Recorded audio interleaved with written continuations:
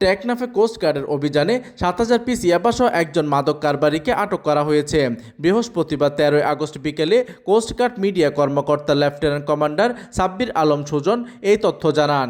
এই সময় তিনি বলেন, কক্সবাজারের টেকনাফ থানাধীন কেরুনতুলি পর্যটন কেন্দ্র নেটং সংলগ্ন এলাকায় ১৩ আগস্ট বৃহস্পতিবার দুপুর ৩টায় কোস্টগার্ড স্টেশন টেকনাফ কর্তৃক গোপন সংবাদের ভিত্তিতে একটি বিশেষ অভিযান পরিচালনা করা হয়। অভিযান চলাকালীন উক্ত এলাকায় সন্দেহজনক এক ব্যক্তিকে তল্লাশি করে প্রায় ৩৫ লক্ষ টাকার মূল্য ৭,০০০ পিস ইয়াবা জব্দ করা হয়।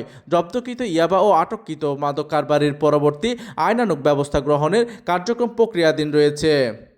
প্রতিনিধির তথ্য ও পাঠানো চিত্রে ডেস্ক নিউজ, দিগন্তের বার্তা 24, টেকনাফ।